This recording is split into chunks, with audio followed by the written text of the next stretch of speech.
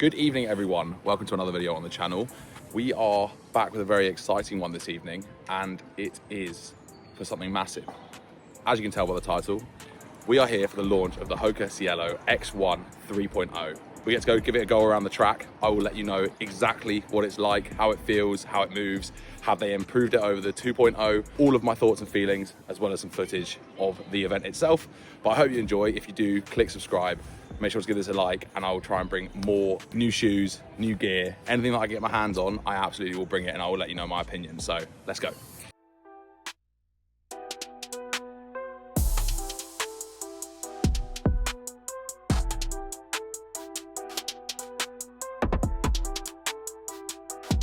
So I am back from the event and it was amazing. I had such a great time, met some amazing people, but I know what you're here for. You're here to find out about the shoes. Were they good?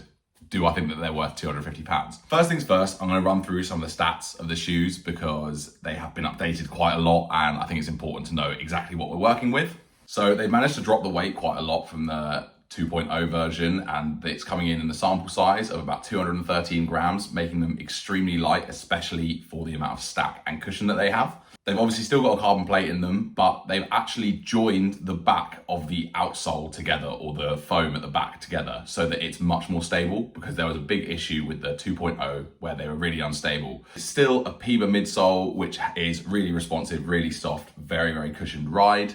And then in terms of the upper is pretty similar. It is kind of a weave mesh design that really hugs your foot, and I found it to be supremely comfortable. So what did I think of the shoe? Well, first things first, aesthetically, I think that it is beautiful. I really like what they've done with the overlays and the decals on it. The HOKA logo is just nicely embossed, as it is on all of their shoes.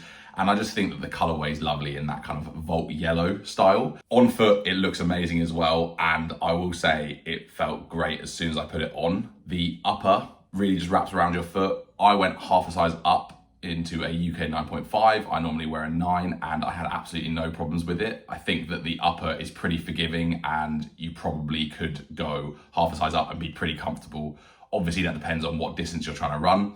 If you're running further, then definitely half a size up. But if you're running, less than a half marathon, probably stick to your normal size. In terms of getting a good lockdown, I put a runner's knot in mine because that's how I like to lace up my shoes, and I had no problems at all. Literally tied it once and forgot about it. The ridged laces held perfectly, which are my favorite type of laces, and yeah, you could tell that there was kind of no expense spared when it came to making sure that you got a good lockdown on your foot. Warming up, I could feel instantly just how soft the midsole was, and leaning back on my feet, on my heels, I felt a little bit unstable. I'm well aware that that's not where your weight's meant to be when you're on a shoe like this, but for me, it's just a case of testing it all out. However, it was important to just see what it's like compared to the V2, and it was definitely an improvement because they've managed to bridge the gap between the midsole at the back. Before, it had a big cutout, and now they've joined it at the back. So it's much more stable, and I didn't feel too bad. But there were some people there who tried on the 3.0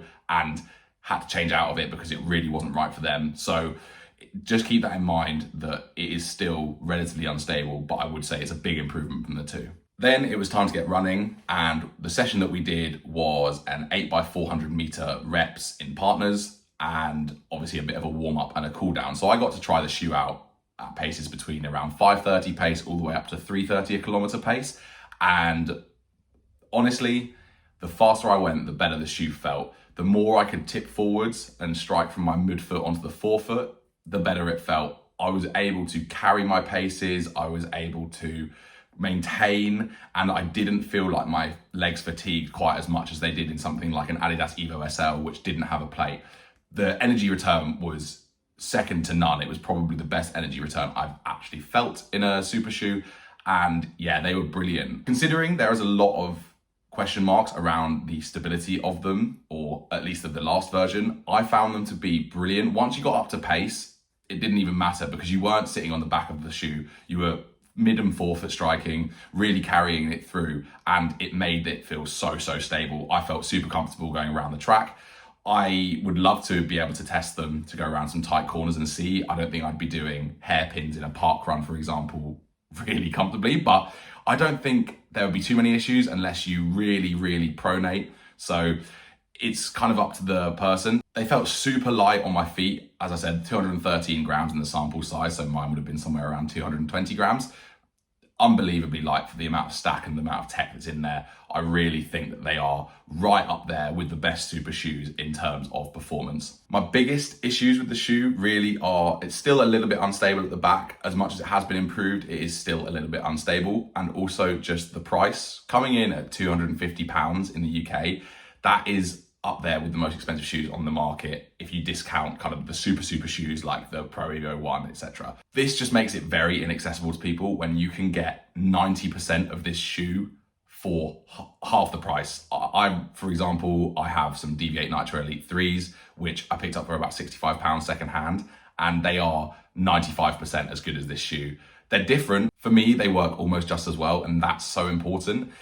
It's about the cost of performance. Now, I'm well aware, realistically, if you're buying these shoes, you're not getting them for £250. You're at worst paying £225 and you're getting 10% off at Pro Direct or something. So that is something to keep in mind, but really they're in a league with the Alpha Fly, and the Alpha Fly 3 is probably, again, 95% of this shoe, and you can get them for about £150 now. So as much as I absolutely love the shoes, if cost wasn't an issue, I would say 100% they're probably top 5 super shoes on the market right now. But because of that price, I think it's difficult to recommend them. It might be worth just waiting until they're on sale. The 2.0s, you can pick them up about £150 now, and I'd say that is a much better price. Now, it's going to take a while for them to get there, but they were absolutely brilliant. I really was impressed. If you've got any questions, leave them in the comments. Happily answer them. I obviously only got to do a bit of running on a track, and it wasn't a massive variation of elevation or different routes or anything like that. So I would love to give them another go. A massive thank you to HOKA for inviting me to the track to try them out. It was an absolute pleasure. Met some amazing people and I just had a great time. I'm so grateful to just be able to try out shoes like this. And again, thank you to HOKA. Thank you to Brandon for inviting me down. I hope you enjoyed, and like and subscribe if you want to see more of this. I'll catch you next time.